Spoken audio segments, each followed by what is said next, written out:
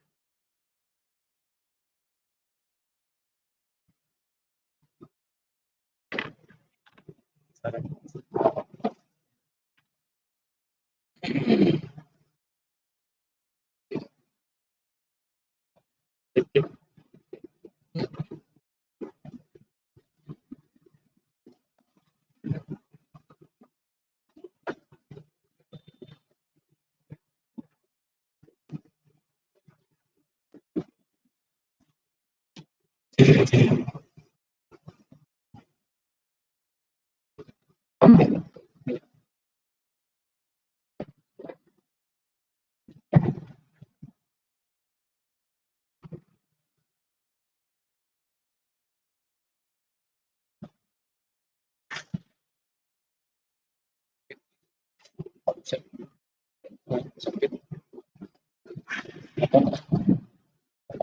Bisa. Potong lah. Tes. Bismillahirrahmanirrahim. Assalamualaikum warahmatullahi wabarakatuh. Waalaikumsalam warahmatullahi wabarakatuh. Alhamdulillahilladzi bi ni'matihi tatimmus sholihat. Allahumma shalli wa sallim wa zid wa barik ala sayyidina wa qurrati a'yunina wa maulana nabiyyina Muhammadin wa ala alihi at-tahirin at-tayyibin wa ashabihi al-ghurril mayamin wa man tabi'ahu bi ihsanin ila yaumiddin. Rabbi shrah li sadri wa yassir li amri wahlul 'uqdatam min lisani yafqahu qawli amma ba'du. Jamaah Masjid As-Sahimas dan semua jamaah yang mendengarkan baik itu via Zoom ataupun via YouTube yang saya hormati, dan mudah-mudahan kita semua disayang dan dimuliakan oleh Allah Subhanahu wa taala. Alhamdulillah, kita bersyukur kepada Allah. Pada kesempatan kali ini kita bisa berkumpul dalam rangka talabul ilmi, menggapai ridho Allah Subhanahu wa taala. Tidak terasa hari ini kita sudah memasuki 10 hari terakhir bulan Ramadan, tepatnya tanggal 24 Ramadan 1442 Hijriah. Mudah-mudahan kita semua bisa terus istiqomah memperbanyak kebaikan-kebaikan hingga akhir Ramadan, bahkan hingga ajal datang menjemput kita semuanya. Amin, amin ya rabbal alamin. Salawat dan salam semoga dilimpahkan untuk Nabi kita tercinta Sayyidina Muhammad sallallahu alaihi wasallam, yang sudah berjasa membawa kita dari zaman kegelapan ke zaman yang terang benderang seperti saat ini. Jamaah Masjid As-Sahimas yang saya hormati dan yang disayang oleh Allah Subhanahu wa taala, segala sesuatu yang ada di dunia ini adalah ciptaan Allah Subhanahu wa taala. Dan Allah menciptakan segala sesuatu itu sesuai dengan keinginannya. Sebagaimana firman Allah di surat Ar-Ra'd, surat ke-13 ayat 16. A'udzu billahi minasyaitonir rajim. Qulillahu khaliqu kulli syai' wa huwal wahidul qahhar. Kata Allah, katakanlah bahwasanya Allah Subhanahu wa taala adalah pencipta segala sesuatu dan dialah Tuhan yang Maha Esa lagi Maha Perkasa. Jadi sekali lagi, segala sesuatu itu adalah Allah yang telah menciptakannya. Dan semuanya ini murni milik Allah. Sehingga segala-galanya terserah Allah Subhanahu wa taala. Kita semua sebagai makhluk Allah, makhluk ciptaan Allah, jangan banyak protes. Ya, jangan banyak protes. Kok begini? Kok begitu? Tidak boleh. Terima saja apa-apa yang telah Allah ciptakan. Jadi kalau protes tidak boleh. Tapi kalau kita mempelajari hikmahnya, hikmah di balik seluruh yang ada di alam semesta ini, boleh. Apa-apa. Jadi kalau mempelajari hikmah, bagus. Justru dengan mempelajari hikmah apa-apa yang telah Allah ciptakan, itu bisa meningkatkan iman kita. Ya, bisa meningkatkan iman kita. Jadi iman kita bisa lebih mantap, ya makin mantap. Ya, jadi kalau mempelajari hikmahnya boleh. Tapi kalau protes tentu saja tidak boleh. Karena kalau protes itu seakan tidak terima dan tidak bersyukur terhadap takdir yang telah Allah berikan. Misalnya, kalau kita melihat ada pohon semangka dan ada pohon beringin. Ya, ada pohon semangka dan ada pohon beringin. Ini dua-duanya sangat bertolak belakang. Bolehkah kita pelajari hikmahnya? Boleh. Pohon semangka, ini pohonnya kecil sekali. Ya, artinya tidak tinggi pohonnya. Pohonnya kecil, tapi buahnya sangat besar. Sedangkan pohon beringin sebaliknya. Pohonnya besar, rindang, tapi buahnya sangat kecil. Seperti kelereng. Ya. Jadi buah pohon beringin itu kecil sekali seperti kelereng. Bolehkah kita pelajari apa hikmahnya? Boleh. Ya, kita pelajari hikmahnya. Kenapa bisa begini? Ternyata kenapa pohon semangka itu kecil? Mungkin supaya tidak ada yang istirahat di situ. Sebab bapak-bapak sekalian, kalau kita istirahat di bawah pohon semangka, maka kalau pohonnya itu jatuh, maaf buahnya ya, kalau buahnya itu jatuh, luar biasa. Kepala kita bisa hancur. Ya. Kita istirahat di bawah pohon semangka, ternyata kena angin, pohonnya jatuh, kena kepala manusia. Ya lumayan itu Pak, bukan lumayan lagi sih sebetulnya. Hancur kepala, bocor. Ya, makanya Allah ciptakan pohon semangka itu kecil, tapi buahnya sangat besar. Sebaliknya, pohon beringin, ya, kenapa pohon ini besar sekali, tapi buahnya kecil seperti kelereng? Karena bisa jadi kalau kita lelah, kita pengen istirahat di situ, bisa. Kita bisa istirahat di bawah pohon beringin. Karena di bawah pohon beringin itu enak. Nggak begitu panas, ya. Kena angin sepoi-sepoi, enak lah pokoknya. Kalau kita istirahat di bawah pohon beringin. Sehingga ketika kita istirahat di situ, datang angin kencang, ketika buahnya jatuh, maka tidak akan terjadi apa-apa dengan kita. Jadi itulah hikmahnya kenapa pohon semangka itu buahnya besar, pohonnya kecil. Sedangkan pohon beringin, pohonnya besar, buahnya kecil. Ya itulah salah satu hikmahnya.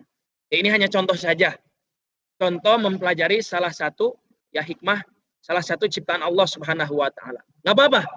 Kita mempelajari hikmahnya, bagus, nggak apa-apa. Supaya iman kita semakin mantap. Supaya iman kita kepada Allah semakin kuat, ya, seperti itu. Jadi kalau protes tidak boleh. Kalau mempelajari hikmahnya, boleh-boleh saja. Kita pun sama, Pak. Kalau kita ingin membangun rumah, konsepnya pengen begini, pengen begitu. Seandainya ada orang protes, Pak, kok rumahnya begini, kok rumahnya begitu. Kita pasti mengatakan kepada mereka, lah, Pak, ini kan rumah saya. Saya yang ngebangun, uangnya uang saya. Kenapa Bapak protes? Ya terserah saya dong, ini rumah saya. Begitu juga Allah Subhanahu wa taala. Allah pun tidak mau diprotes karena segalanya adalah milik Allah Subhanahu wa taala. Ya, segalanya milik Allah. Jadi kita nggak boleh protes. Terserah Allah lah pokoknya maunya kayak gimana. Kecuali kalau misalnya kita ngebangun rumah, ada orang ngasih saran. Ya kalau saran ada yang kita terima, ada yang tidak diterima. Karena yang namanya saran itu kan nggak maksa. Ya, seperti itu. Jadi sekali lagi kita tidak boleh protes terhadap ciptaan Allah Subhanahu wa taala. Jamaah sekalian, Allah Subhanahu wa taala menciptakan segala sesuatu yang ada di alam semesta ini. Termasuk tempat dan waktu. Tempat, waktu itu adalah ciptaan Allah Subhanahu wa taala. Kita bahas dulu tentang tempat. Ya, tempat. Allah menciptakan tempat itu macam-macam. Tidak ada yang setipe, itu tidak ada. Sama 100% tidak ada. Allah ciptakan itu, ya, tempat itu macam-macam. Contoh, ada satu negeri yang tanahnya subur, makmur, nanam apa aja bisa di situ. Udah gitu, sumber daya alamnya banyak, ya, luar biasa. Cuacanya juga enak, tidak terlalu panas dan juga tidak terlalu dingin. Nanam apa aja bisa di situ.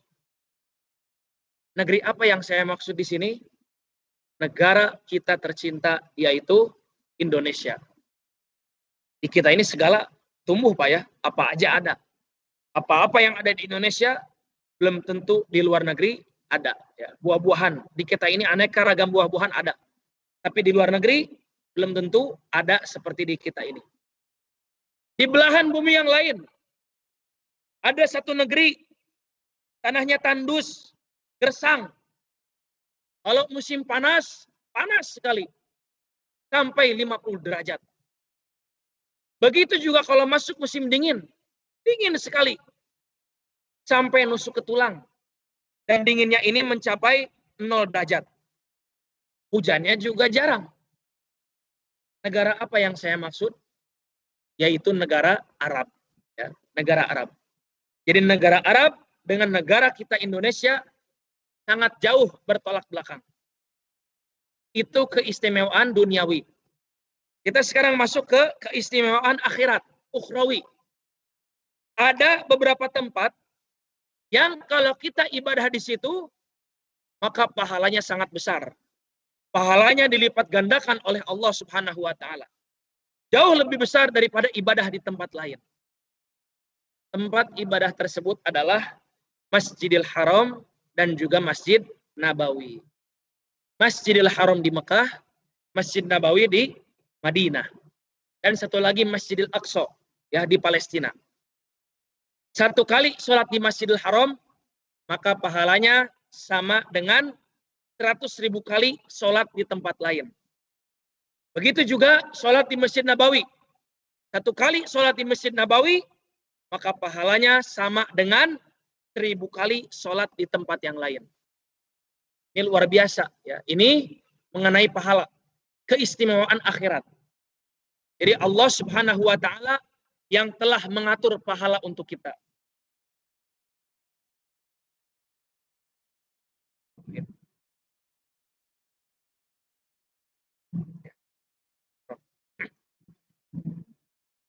Jadi siapa yang mengatur pahala ini?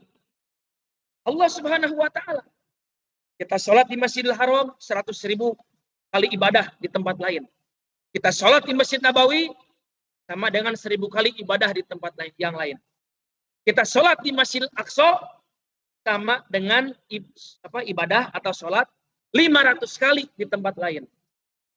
Yang mengatur pahala ini semua adalah Allah Subhanahu wa taala. Allah yang mengatur pahala. Sekarang seandainya di Indonesia ada seseorang yang membangun Masjid Nabawi. Maksudnya membangun masjid. Membangun masjid bentuknya seperti Masjid Nabawi. Luasnya sama dengan Masjid Nabawi. Pertanyaannya, apakah kalau kita sholat di situ, ganjarannya sama dengan sholat di Masjid Nabawi? Tentu saja tidak. Kenapa? Karena yang mengatur pahala, ya, pahala ibadah itu adalah Allah Subhanahu wa taala. Jadi Allah menciptakan tempat, tentu saja ada, ya, kelebihannya tersendiri, juga ada kekurangannya.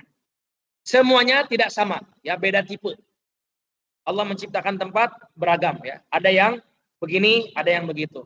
Itu semuanya murni keinginan Allah Subhanahu wa taala. Tadi mengenai tempat. Sekarang kita akan membahas tentang waktu. Semua waktu itu bagus. Tidak ada waktu yang jelek. Tidak ada waktu yang apes. Itu nggak ada. Maaf. Sering kita dengar, kalau kita sudah masuk bulan Safar, maka kita berada di bulan yang apes. Kita berada di bulan apes. Sial. Sehingga orang-orang takut kalau mengadakan pernikahan di bulan Safar. Takut kalau perjalanan jarak jauh di bulan Safar. Khawatir terjadi hal-hal yang tidak diinginkan. Ini salah, keliru. Kata Rasulullah Shallallahu Alaihi Wasallam. Juga kata Allah, semua waktu itu bagus. Tidak ada waktu yang jelek dan tidak ada waktu yang sial. Tidak ada. Ya, jadi semuanya bagus. Ya, semua waktu itu bagus. Tapi ada beberapa ketentuan Allah mengenai waktu-waktu. Apa saja? Pertama, Allah menetapkan ada bulan yang istimewa. Ada bulan yang istimewa. Itu yang pertama. Yang kedua, ketetapan Allah adalah Allah ya ada hari yang istimewa. Allah menetapkan bahwasanya ada hari yang istimewa. Yang ketiga, ketetapan Allah yang ketiga yaitu Allah menetapkan ada malam yang istimewa. Dan yang terakhir, Allah menetapkan ada saat atau momen yang istimewa. Jadi ada bulan yang istimewa, ada hari yang istimewa, ada malam yang istimewa, dan ada saat atau momen yang istimewa. Kita ke yang pertama dulu, yaitu bulan yang istimewa. Allah menetapkan dalam 12 bulan ini ada satu bulan yang istimewa. Apa bulan yang istimewa itu? Bulan yang istimewa adalah bulan suci Ramadan. Sebagaimana yang sekarang sedang kita alami ini. Apa keistimewaan bulan Ramadan? Dalam hadis Rasulullah Shallallahu Alaihi Wasallam bersabda, "Idza jaa Ramadan, futihat abwabul jannah, wa ghulliqat abwabun nar, wa suffidatis syayatin." Kata Rasulullah Shallallahu Alaihi Wasallam, apabila bulan Ramadan tiba, maka pintu-pintu surga dibuka. Pintu-pintu surga dibuka. Apa makna pintu surga dibuka? Kalau kita banyak beribadah di bulan Ramadan, kalau kita melakukan kebaikan di bulan Ramadan, maka pahalanya jauh lebih besar daripada berbuat kebaikan di bulan-bulan selain Ramadan, di bulan yang lainnya. Ya, jadi di bulan yang lain, misalnya kita berbuat kebaikan, pahalanya 10, maka di bulan suci Ramadan, pahalanya bukan 10. Bisa jadi 1000, bisa jadi 10.000, bisa jadi 100.000, bisa jadi juga 1 juta. Contoh, kalau kita membaca Al-Quran di bulan selain Ramadan, setiap hurufnya, kata Rasulullah Sallallahu Alaihi Wasallam, falahu bihi hasanah, wal hasanatu bi asyri amthaliha. Kita baca Quran, maka setiap hurufnya yang kita baca ini mendapatkan 10 pahala. Ya, kita baca Quran, satu hurufnya 10 pahala. Alif, lam, mim. Alif, lam, mim. 3 huruf. 3 dikali 10, maka ganjarannya 30 pahala. Itu di luar Ramadan. Bagaimana di bulan Ramadan? Seperti yang tadi saya sampaikan, bisa jadi kita mendapatkan tiap hurufnya ini 1 juta. Ya, dilipat gandakan sama Allah. Alif, lam, mim. 3 huruf. 3 huruf dikali 1 juta, maka ganjarannya 3 juta. Itu baru alif, lam, mim. Apalagi dzalikal kitabu la raiba fi. Ditambahin ayat-ayat selanjutnya. Apalagi kalau 1 ayat, 2 ayat, 3 ayat, 4 ayat, 1 halaman, 1 lembar, bahkan sampai 1 juz. Tentu ganjarannya lebih besar lagi. Ya, jadi futihat abwabu jannah. Kata Rasul, kalau kita sudah masuk bulan Ramadan, maka pahala, ya, pintu surga akan dibuka oleh Allah. Maksudnya pahala dilipat gandakan oleh Allah sehingga peluang masuk surga sangat mudah. karena saking banyaknya pahala yang kita dapatkan. Wa ghulliqat abwaabun nar, dan pintu neraka ditutup. Karena kita semangat ibadah di bulan Ramadan, bukan cuma pahala yang dilipat gandakan oleh Allah, tapi dosa-dosa kita juga dihapus oleh Allah Subhanahu wa Ta'ala. Jadi pahala dilipat gandakan, dosa-dosa kita dihapus. Lah kalau dosa kita dihapus, pahala kita tambah banyak, maka peluang masuk neraka pun tipis. Sehingga kata Rasulullah SAW, pintu neraka ditutup. Wasuffidatis syayatin, dan setan-setan dibelenggu. Saking istimewanya bulan Ramadan, setan-setan dibelenggu. Banyak pertanyaan muncul, ya. Katanya bulan Ramadan setan dibelenggu. Tapi kok masih banyak orang-orang yang berbuat maksiat? Masih banyak orang-orang yang tidak berpuasa. Masih banyak orang-orang yang ambek-ambekan, marah-marah di bulan Ramadan. Katanya setan dibelenggu. Tapi kok masih banyak orang berbuat kejahatan? Maka jawabannya adalah, dalam hadis ini, setan-setan dibelenggu. Yang dibelenggunya ini, jamaah sekalian, adalah dedengkot setan, ya, dedengkot iblis. Jadi iblis kelas kakap. Itu yang diborgol, Pak, yang dibelenggu, yang dipenjara, yang dikurung oleh Allah Subhanahu wa Ta'ala. Tapi setan yang ecek-eceknya, ya, setan yang ecek-ecek anak-anak itu, ya, setan yang nggak begitu jago menggoda manusia, itu nggak dibelenggu sama Allah. Ya, setan kelas ecek-ecek tidak dibelenggu. Makanya maaf, kalau ada orang-orang yang masih berbuat kejahatan di bulan Ramadan, masih bermaksiat di bulan Ramadan, masih ambek-ambekan, masih tidak menjaga mata, masih tidak menjaga mulut, berarti imannya sangat rendah. Kenapa imannya rendah? Karena dia mudah digoda oleh setan yang ecek-ecek. Kalau digoda sama setan yang kelas kakap, bisa tergoda, wajar mungkin, ya. Ya meskipun nggak wajar-wajar amat sih, tapi masih mending lah. Tapi kalau digoda sama setan yang ecek-ecek, berarti keterlaluan. Masih bisa digoda, keterlaluan. Berarti imannya sangat rendah, ya, seperti itu. Wasuffidatis syayatin. Jadi inilah keistimewaan bulan suci Ramadan. Pintu surga dibuka, maksudnya kita berbuat kebaikan, pahalanya dilipat gandakan sama Allah. Kemudian pintu neraka ditutup. Maksudnya adalah dosa-dosa kita dihapus oleh Allah Subhanahu wa Ta'ala. Ya, dengan catatan kitanya banyak berbuat kebaikan. Kita banyak berbuat kebaikan, pahala tambah banyak, dosa-dosa semakin berkurang, bahkan bisa sampai habis. Dan keistimewaan lain di bulan Ramadan adalah setan-setan dibelenggu. Nah, untuk memudahkan kita beribadah kepada Allah Subhanahu wa Ta'ala. Maka beruntunglah orang-orang yang meninggal di bulan suci Ramadan. Itu yang pertama. Allah menetapkan bulan yang istimewa. Yang kedua, ketetapan Allah yang kedua yaitu Allah menetapkan ada hari yang istimewa. Ada hari yang istimewa. Hari yang istimewa ini saya bagi menjadi dua. Ada yang datang setahun sekali, ya. Ada yang datang setahun sekali. Ada juga yang datang setiap minggu, setiap pekan.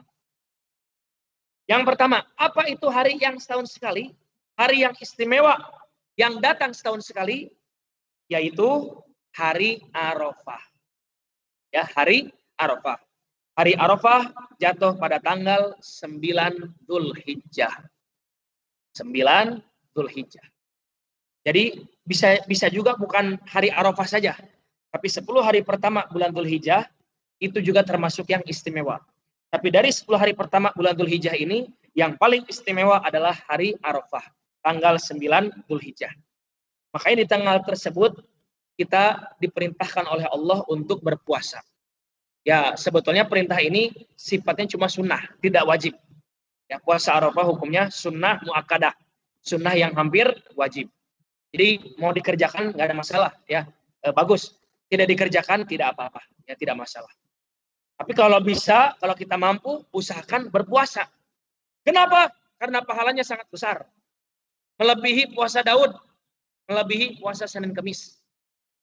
Jadi sangat lebar, ya, sangat disayangkan kalau kita tidak berpuasa di hari Arafah. Kemudian hari dalam seminggu. Kalau tadi hari yang datang cuma setahun sekali. Ada lagi yang kedua ini, hari yang datang seminggu sekali. setiap pekan sekali. Hari apa itu? Hari Jumat. Hari Jumat itu adalah Sayyidul Ayyam, penghulu atau pemimpin hari-hari. Makanya di hari Jumat ini ada banyak sunnah-sunnah yang mesti kita kerjakan. Ya. Ada banyak sunnah yang mesti kita kerjakan. Nanti insya Allah kita bahas ya. Nah jadi ketetapan Allah yang kedua yaitu ada hari yang istimewa. Yang pertama bulan yang istimewa yaitu bulan suci Ramadan. Yang kedua hari yang istimewa yaitu hari Arafah. Berikut 10 hari pertama bulan Dzulhijjah. Yang kedua yaitu hari Jumat. Ya, hari Jumat. Yang ketiga ya berikutnya adalah malam yang istimewa. Malam yang istimewa. Apa itu malam yang istimewa? Yaitu malam Lailatul Qadar. Malam Lailatul Qadar. Atau 10 malam terakhir bulan Ramadan. Allah berfirman di surat Al-Fajr, surat ke-89 ayat 2. A'udzubillahi minasyaitonir rajim walayalin asyr. Walayalin asyr. Demi 10 malam. Ada tafsir lain mengatakan demi 10 hari. Demi 10 malam terakhir bulan Ramadan. Tafsir yang lain mengatakan demi 10 hari pertama bulan Dzulhijjah. Intinya dua-duanya ini istimewa. Dua-duanya istimewa. Yang jelas malam yang dimaksud di surat Al-Fajr ini 10 malam terakhir bulan Ramadan. Ya, malam yang istimewa adalah malam Lailatul Qadar atau 10 malam terakhir bulan Ramadan.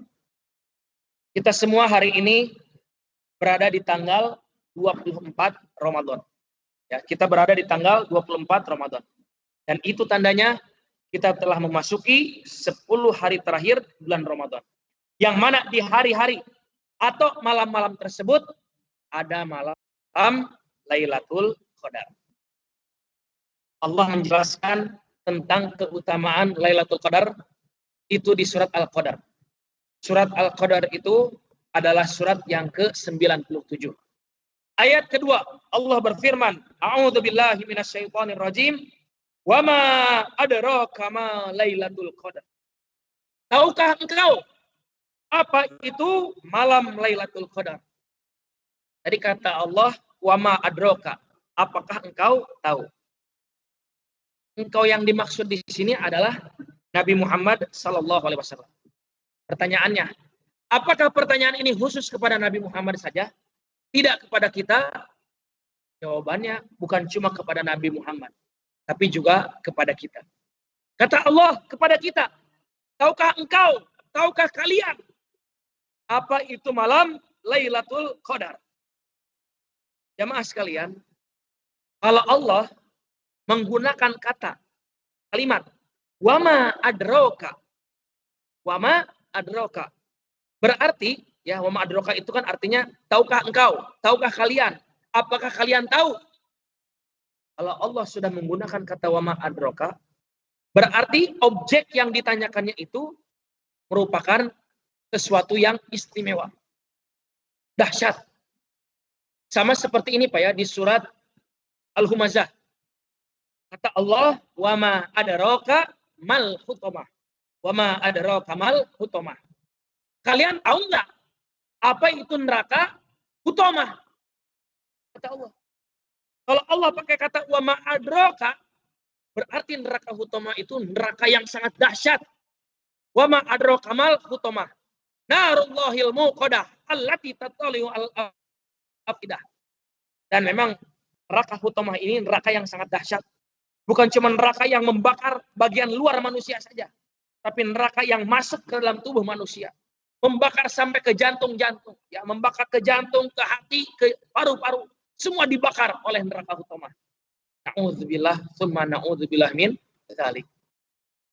Dan di surat Al-Qari'ah, Allah juga berfirman, wa ma adraka mal qari'ah. Wa ma adraka mal qari'ah.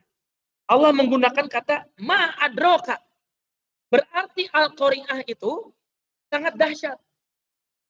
Apa itu Al-Qari'ah? Al-Qari'ah artinya hari kiamat. Jadi hari kiamat itu sangat dahsyat kata Allah Subhanahu wa taala. Jadi sekali lagi kalau Allah menggunakan kata wa ma adraka, berarti objek yang dimaksud itu adalah sesuatu yang luar biasa. Wa ma adraka ma Lailatul Qadar. Tahukah engkau apa itu malam Lailatul Qadar? Berarti Lailatul Qadar itu sesuatu yang luar biasa. Bukan main-main. Dan di ayat ketiga Allah jelaskan, ya, Allah jelaskan sesuatu yang dahsyat tersebut. Allah jelaskan tentang Lailatul Qadar. Apa itu? Lailatul Qadri khairum min alfi syahr. Lailatul Qadar. Lailah, ya, Lailah itu artinya malam. Qadar artinya kemuliaan. Malam kemuliaan itu kata Allah lebih baik dari 1000 bulan. Dan ibadah di malam tersebut kita mendapatkannya, maka kita mendapatkan ganjaran ibadah lebih dari 1000 bulan. Mohon maaf, banyak yang keliru dengan tafsiran ini. Banyak orang-orang yang mengatakan, kalau kita mendapatkan Lailatul Qadar, kalau kita ibadah pas bertepatan di Lailatul Qadar, maka kita mendapatkan ganjaran ibadah selama 1000 bulan. Ini salah, Pak. Salah. Jadi terkesan kalau kita mendapatkan Lailatul Qadar sama dengan mendapatkan pahala ibadah 1000 bulan. Salah. Yang betul lebih dari 1000 bulan. Ya, kalau kita mendapatkan Lailatul Qadar, maka kita mendapatkan ganjaran bisa jadi 2000 ibadah, ya, 2000 bulan ibadah, 3000 bulan ibadah, 4000 bulan ibadah, atau 10.000 bulan ibadah. Jadi bukan sama dengan 1000 bulan, salah. Lebih dari 1000 bulan. Ya berarti di atas 1000 ya intinya. Di atas 1000. 1000 bulan setara dengan 83 tahun. Berarti kita mendapatkan Lailatul Qadar, kita mendapatkan ganjaran, ya ganjaran pahala ibadah lebih dari 83 tahun. Bisa jadi 100 tahun, 200 tahun, 300 tahun, 400 tahun, dan seterusnya. Jadi ibaratnya gini Pak ya, ini hanya ibarat saja. Misalnya seseorang bekerja di suatu tempat. Taruhlah gaji dia selama sebulan itu 6 juta. Ya, taruh gajinya selama sebulan 6 juta. Karena kinerja dia bagus, maka oleh pimpinannya, dia bukan digaji sebanyak 6 juta. Dia digaji, taruh misalnya, kan sebulan 6 juta. Berarti kalau 1000 bulan, 6 miliar. Karena kerja dia bagus, maka sama bosnya, dia dikasih gaji 6 miliar selama 1 bulan itu. Selama 1 bulan itu dia mendapat gaji 6 miliar. Karena kinerjanya bagus. Begitu juga kita, Pak. Kalau kita berusaha mencari Lailatul Qadar di 10 malam terakhir, ya, nggak pilih-pilih. Bukan diganjil aja kita ibadah di malam genap sesarean nonton bola. Bukan. Tapi setiap 10 malam terakhir, ya, setiap hari di 10 malam terakhir Ramadan kita sungguh-sungguh ibadah kepada Allah Subhanahu wa taala, maka ganjaran kita lebih dari itu. Ganjaran kita lebih daripada biasa-biasanya. Ya kayak tadi Pak saya bilang, ini orang kerja bagus, biasa mendapatkan 6 juta, karena kinerjanya bagus, maka dikasih 6 miliar.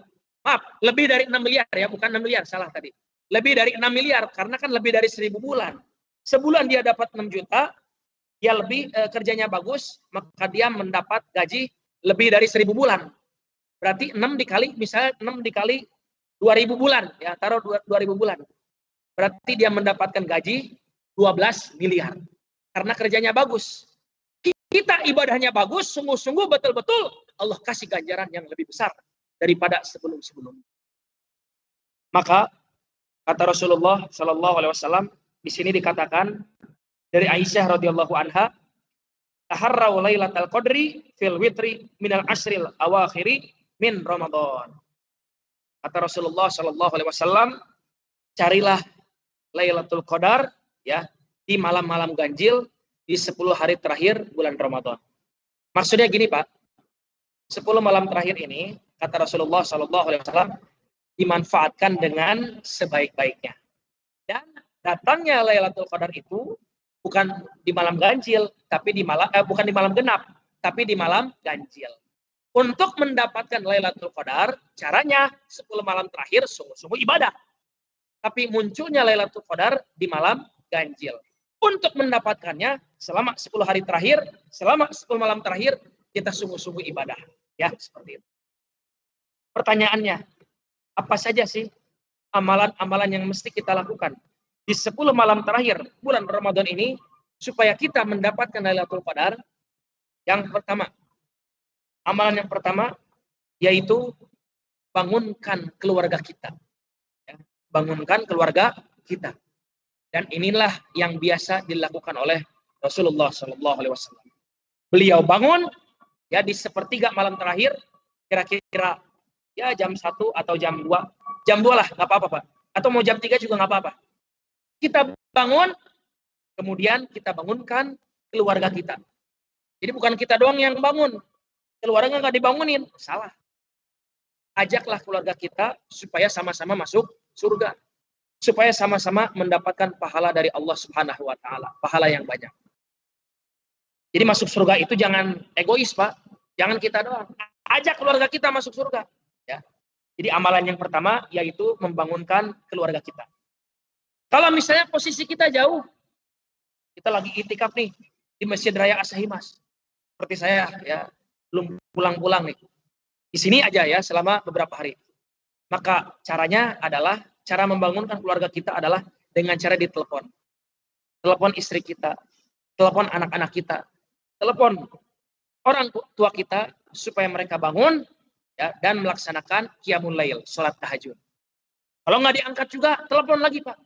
Kalau diangkat, telepon terus sampai dia bangun, sampai diangkat. Tapi kalau udah berkali-kali tadi angkat, misalnya udah 10 kali, nggak diangkat juga ya sudahlah. Karena waktu kita jadi habis buat teleponan akhirnya, gitu ya. Karena yang kita telepon kan bukan cuma satu orang. Bukan cuma istri, anak, tapi orang tua juga kan kita telepon. Adik kita, ya, kakak kita, itu juga sama. Telepon mereka. Telepon supaya mereka melakukan qiyamul lail.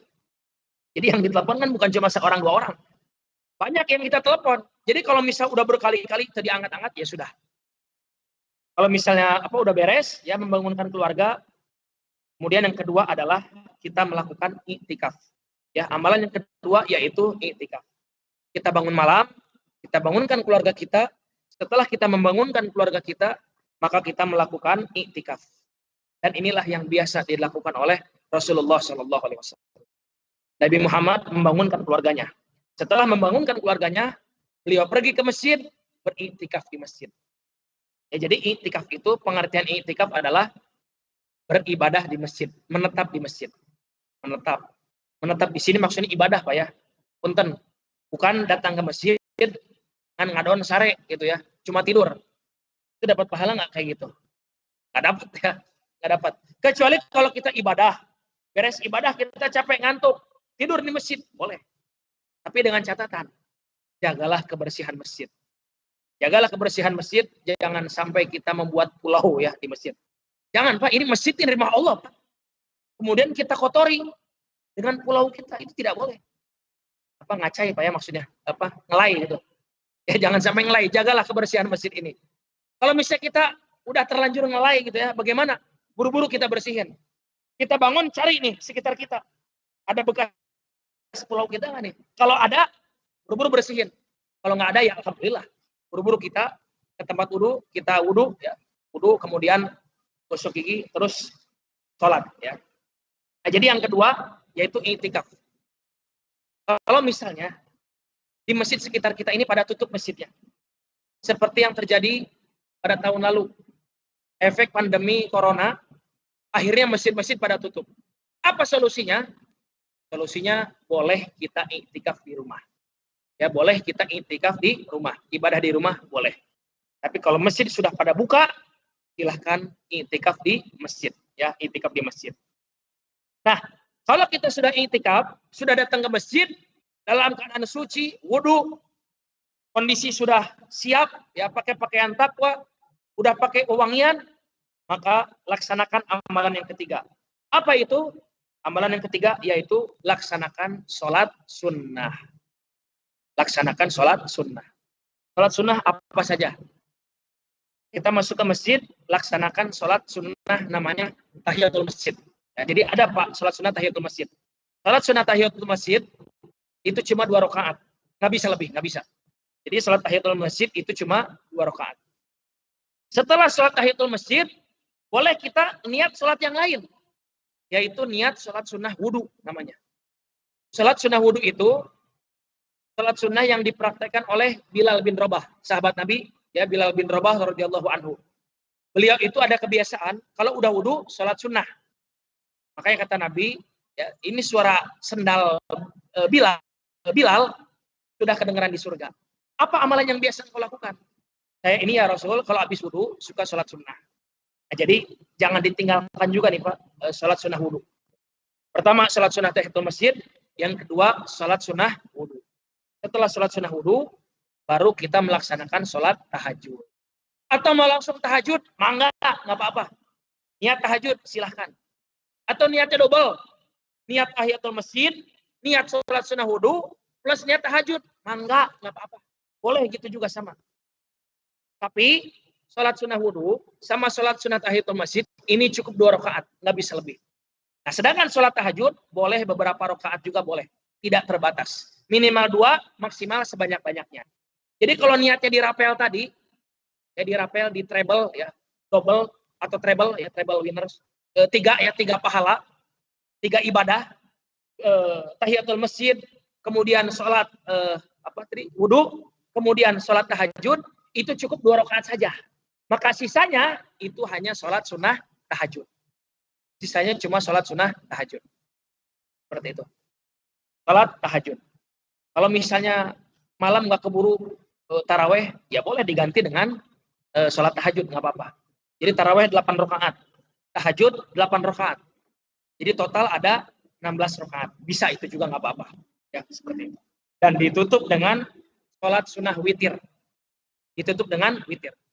Dan perlu kita ketahui Pak, witir itu dalam satu malam cukup 1 kali saja. Nggak bisa 2 kali witir, itu nggak bisa. Witir cukup sekali.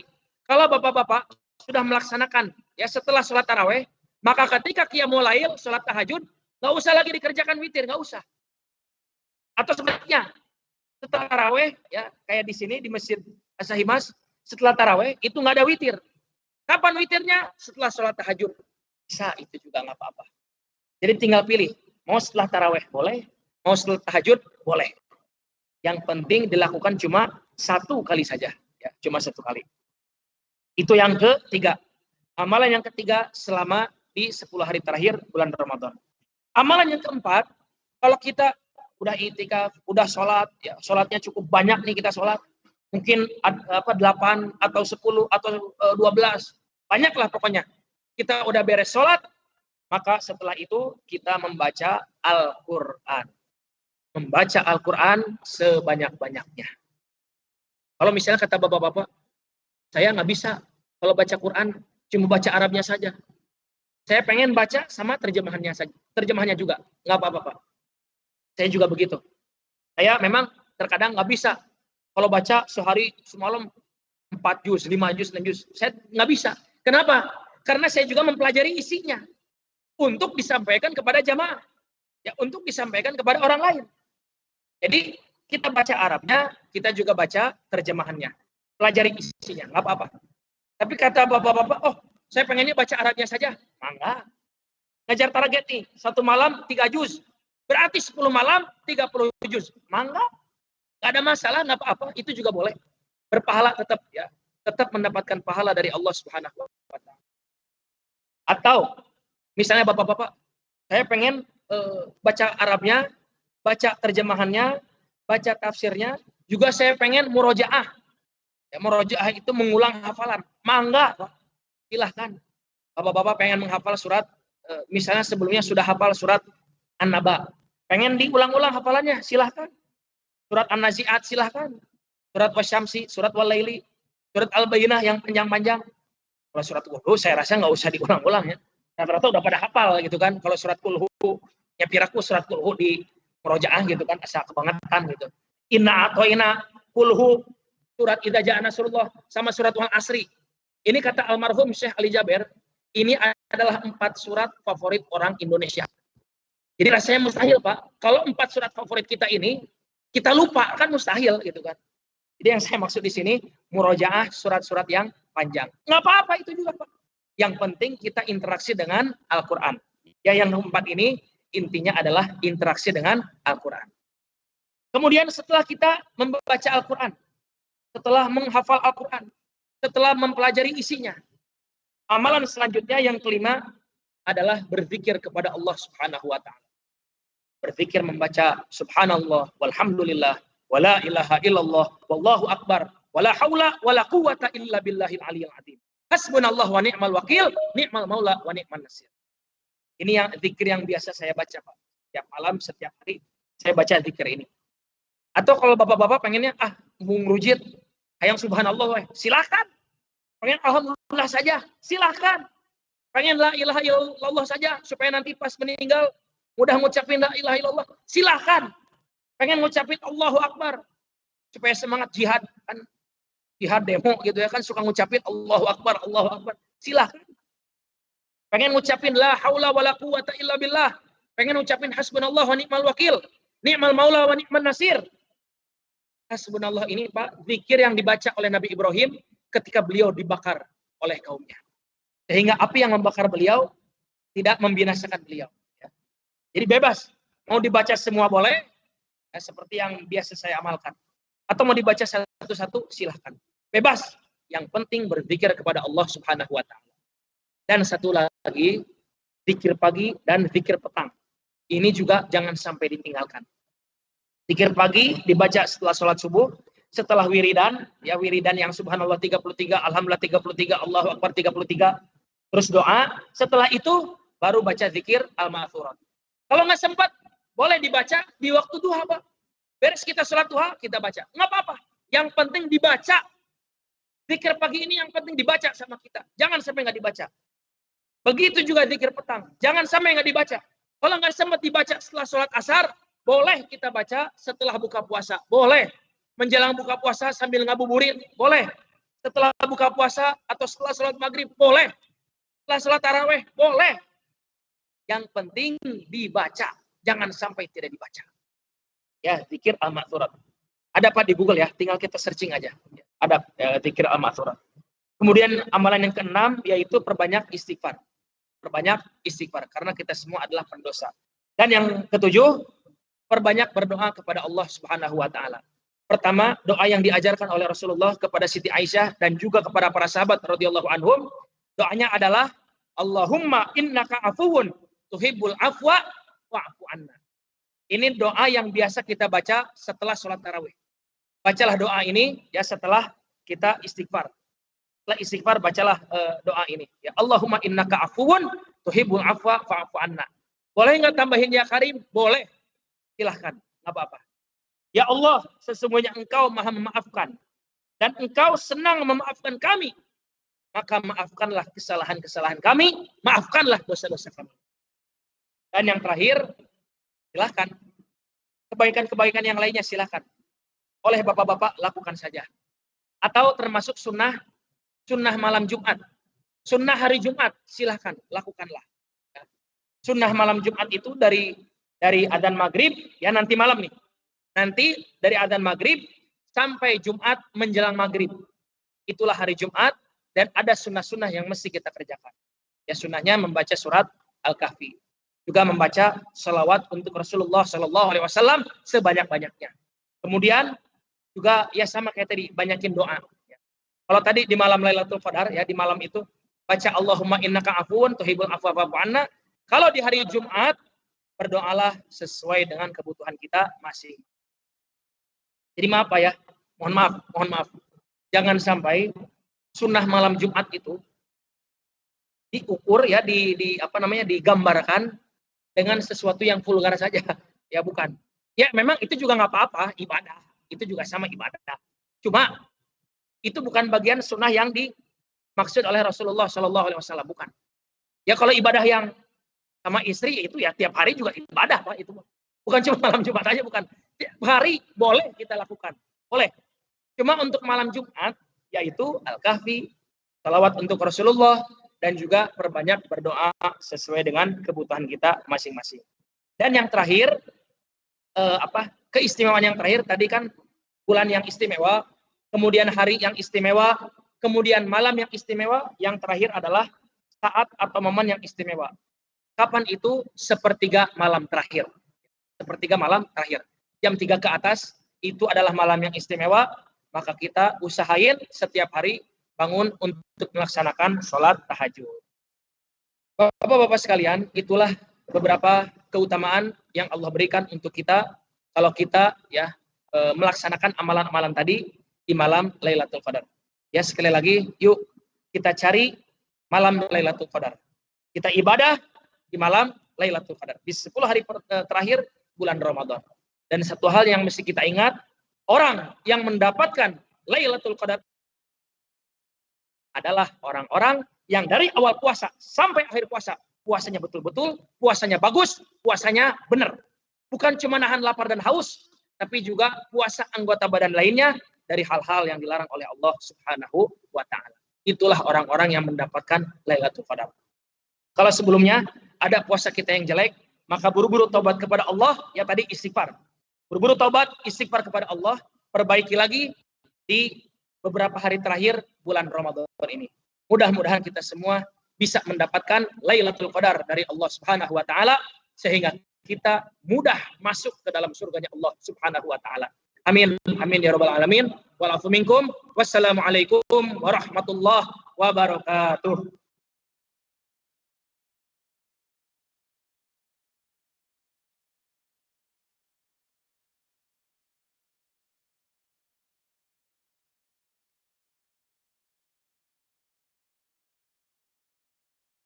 Amin.